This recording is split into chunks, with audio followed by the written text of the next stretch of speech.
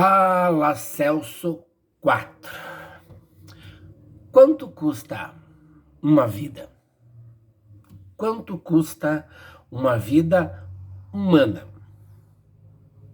E se fosse com um familiar seu? Se fosse com um familiar direto seu, quanto custaria? Eu pergunto isso porque esses dias atrás, nas notícias do Brasil, da nossa legislação maravilhosa da Constituição Cidadã, né? Um moleque de 20 e poucos anos atropelou um senhor, matou, foi lá, pagou uma fiança de 27 mil e saiu tranquilo, livre, leve e solto para conseguir um bom advogado para responder em liberdade. E a família perdeu o pai, o avô, o marido, o tio, talvez até o filho. O cara atropela uma mulher, arrasta por alguns metros, não é aquela de quase 1 quilômetro, é outro cara, é outro feminicídio. Foge, a mulher vai parar no hospital, por complicações acaba morrendo.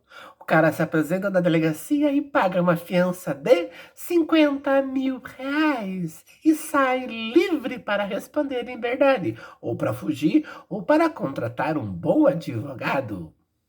Por isso a pergunta: quanto custa uma vida humana? E se fosse com um familiar seu? A legislação brasileira é uma coxa de retalhos. Talvez a Constituição Cidadã lá de 88, aquilo que foi aprovado lá, tenha sido ótimo. Mas o problema dessa legislação são 3 problemas, no meu humilde ver, no meu humilde entendimento.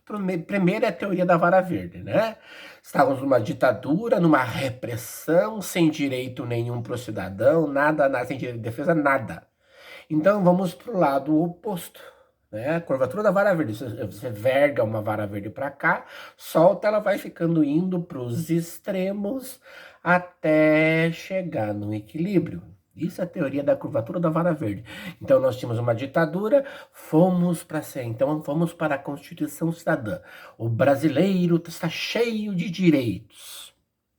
Esse é o primeiro ponto, né? O segundo ponto, ela virou uma colcha de retalhos. Uma colcha de retalhos. Foi se agregando às tal das PECs, proposta de emenda constitucional, e foi se colocandinho, foi se agregandozinho, ao mesmo tempo que se agregaram direitos, coisas boas, agregaram-se algumas coisas que com uma interpretação dúbia, ou seja, com uma interpretação duvidosa. Nós sabemos, a língua portuguesa é uma vírgula, um e, um ou, um de, um para, um com, muda todo o sentido da frase. E quem tem um bom advogado, que o cara vai lá e estuda, ele pega essas minúcias, essas incoerências da lei, essas dubiedades, essas possibilidades de interpretações, e interpreta como ele quiser. Então essa colcha de retalhos que virou a nossa Constituição, foram tantas, mais de 1000 PECs, desde que foi aprovada a lei lá em 88, mais de 1000 PECs, proposta de emenda à Constituição, ou emenda constitucional, né, para agregar à Constituição. O terceiro ponto realmente são a idoneidade dos delegados ou dos juízes que avaliam essas questões. Como é que eu vou deixar livre? Nós temos até hoje, tem uma causa que está no STF, de uma mãe que roubou um pacote de fralda para a criança, está presa até hoje, mais de 10 anos. Pacote de fralda. Enquanto tem um monte de bandido do colarinho branco que rouba, que desvia, que não sei o quê, e tá lá, o cara tem um bom advogado, ele tá livre, né? Usa aquelas brechas da lei, aquelas facilidades da lei, recurso aqui, recurso lá, e piriri, né? Aquelas palavras difíceis do juridiquês, né? Em que se baliza, em que se norteia um juiz, um delegado, sei lá, para definir essas coisas. Lembrando, eles são seres humanos, eles não são seres perfeitos, eles são falíveis. E nós sabemos que há muitos falíveis, sabe, falíveis? Nós sabemos, sim, que no Brasil teve desembargadores e teve juízes que venderam sentenças. Sabemos, sim. Já foram inúmeras reportagens nos jornais estaduais e nacionais e das inúmeras emissoras de juízes que venderam sentenças. Então, nós temos, sim, juízes, desembargadores falíveis até demais, sabe? E daí, ai, não pode mostrar o rosto do bandido, porque você está expondo, coitado. Mas ele pode roubar numa boa, né? Ai, você não pode citar o nome do bandido na reportagem, porque você tá, né? Mesmo que você diga, não diga que ele é um ladrão, use uma outra palavra, mas você não pode citar o nome dele, porque você tá expondo ele. Você não pode expor o miserável do ladrão do assassino, você não pode fazer isso. Mas a família pode perder um ente querido. O empresário pode ter todo o seu maquinário, seus utensílios, sua loja, seu departamento, sei lá, invadido, roubado e tal. Isso pode, né? Isso pode.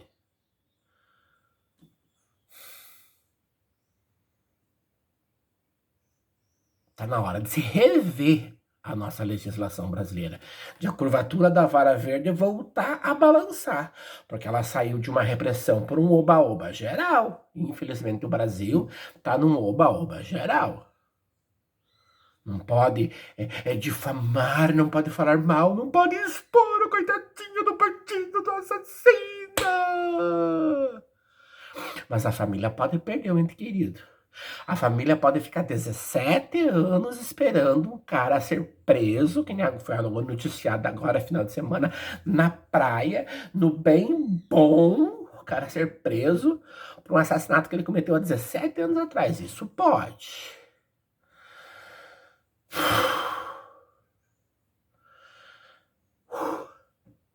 A nossa lei, mas, contudo, entretanto, todavia, então, a nossa Constituição, as nossas leis só vão mudar se nós fizermos o quê? Elegermos bons deputados, estaduais e federais. Quem legisla, quem cria as leis são os deputados. Agora, você acha que empresários, né, podres de rico, os caras que têm milhares de hectares, não, o cara que tem 10, 100, 200 hectares de roça, não, o cara que tem milhares, ele não tem uma colhedeira, ele tem 50 colhedeiras de soja, milho, sei lá o quê, né? Você acha que esses caras que só pensam no dinheiro, esses pastores que já se venderam, fizeram do púlpito uma compra de votos, né? Esses altos comerciantes que defendem só o lucro deles, você acha que esses caras vão pensar em nós, cidadãos? Porque eles têm dinheiro para pagar um bom advogado, ou para se defender, ou para condenar um de nós, ou para condenar uma outra pessoa. Eles têm dinheiro para pagar um bom advogado para isso. Você acha que eles vão nos defender? Difícil, né? Muito difícil. Então, tá na hora de pensar um pouquinho, né? Na nossa legislação, na nossa participação social, em quem nós votamos, nessas coisinhas aí, porque é tudo uma engrenagem, uma coisinha puxa a outra, né? Fala, Celso 4. Até!